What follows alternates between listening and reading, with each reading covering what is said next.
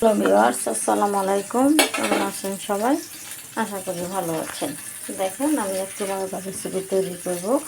সেটা হচ্ছে সিম সিম বিচিওয়ালা সিম, গাছের সিম। একটা হচ্ছে আমি দিয়ে করছি মাছ দিয়ে। আপনারা মাছ দিয়ে করেন কিনা জানি না, আমি মাছ দিয়ে করবো। মাছ দিয়ে আসলে সিমগুলো এইভাবে দিয়ে রান্না করলে কিন্তু অনেক টেস্ট।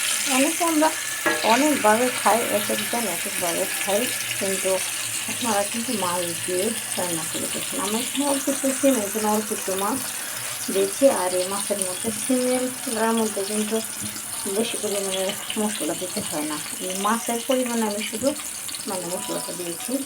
ফাঁকি, মরিচের ফাঁকি, ধনিয়ার ফাঁকি, হলুদের ফাঁকি, লবণ এটুকু দিয়েছি মাছের পরিমাণে। কারণ আমার মাছটা তো কষাতে হবে, এই জন্য মাছের উপরেই দিয়েছি।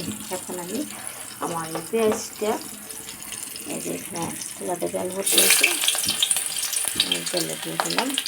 এখন আমার পেঁয়াজটা বাদামি কালার করবো, বাদামি কালার করে তারপরে কিন্তু আমি তেল মাছটা দিয়ে কষানোর জন্য মাছটা। কারণ আমি অনেক সময়, বেশিরভাগ সময় আমি তাতে সিম্পলে এটা মাছ দিয়ে রান্না করি, মাছের মাথা দিয়ে। মাছের মাথা নাই তো এই জন্য মাছের পিস দিয়েছি, আর অল্প একটু সিম দুটা পিস দিয়েছি। এটুকু শুধু রান্না করি।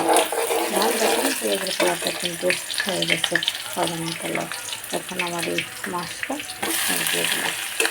এখন এই মাছটার মধ্যে অল্প একটু পানি দিয়ে এটা সুন্দর করে কষাই দিয়ে কষায় তারপরে গোলা গোলা করে তারপরে দিয়ে দিলাম অল্প একটু পানি। এখন মাছটা কষানোর পরে টমেটোটা দিলাম। এখন দিতে দিই। দেখেন বন্ধুগণ, মাছটা কিন্তু আমার কষানো হয়েছে।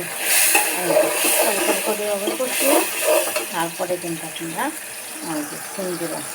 আর এখানে আমি টমেটো রেখেছি, আমার টমেটোগুলো দেবো। মাছ দেওয়ার না দিলে পাকা টমেটো কষায় পাকা টমেটো দিতে হয়, তাহলে আর বেশি টেস্ট হয়। সিমগুলো দিয়ে দিলাম।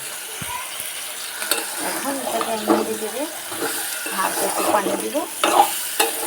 কিছুক্ষণ পর টমেটোটা দিব। সবুজ সবুজই থাকবে, কারণ সিমের মধ্যে বেশি দেওয়া যায় না, মশলা দেওয়া যায় না। মশলা সিমে খাটে না, স্বাদ থাকে না। এখন দেখে দিব। দেখেন আমার এই রেসিপিটার মধ্যে এখন আমি আমার টমেটোগুলো দিয়ে দিব, কারণ টমেটোগুলো কিন্তু অনেক টেস্ট। পাকা টমেটো যেন অর্ধেক হইলে দিতে হয়, শেষ অংশ আমার এই কাঁচামরিচ দিব, অর্ধেক হইলে করে দিতে হয়, না হলে কিন্তু সিমটা ছাড়া হয়ে যায়। এই জন্য সিমটা সিদ্ধ হলে তারপরে দিতে হয় টমেটোটা। এখন টমেটো সিম একসাথে করে হয়ে যাবে, সিদ্ধ হয়েছে, একেবারে সিদ্ধ হয়ে গেছে। এখন তাপটা বাড়িয়ে দেবে চুলার, যাতে এটা করা যায়, গলানো যায়। দেখুন বন্ধুগণ, আমার এটা কিন্তু হয়ে গেছে। এখন আমি কাঁচামরিচ দিয়েছি, দেখেন লেতা লেতা হয়ে গেছে। এটা গাছের সিম তো, এই জন্য এত সুন্দর হয়েছে, গলে গেছে। এটাকে কী বলে আমরা গ্রাম্য ভাষায় বলি সিমের লাড়া। এটা আপনি লাইট রান্না করে, কেউ নিরামিষ রান্না করে, কেউ মাছ দেওয়া করে, কেউ মাছের মাথা দিয়েও করে, যেভাবে খায় আর কি। এই রেসিপিটা কিন্তু অনেক টেস্ট, এই রেসিপিটা কিন্তু অনেক স্বাদ। আমার শেষ অংশে এই জন্য আমি টমেটো দিয়েছি, আর টমেটো একটু আগে দিয়েছি, এখন শেষ অংশে কাঁচামরিচ দিয়েছি, আর লবণটা দিয়ে দিয়েছি, আর হচ্ছে কাঁচামরিচটা দিয়েছি। এটাকে নেড়ে টেড়ে এই যে একেবারে মসৃণ করেছি, নরম করেছি।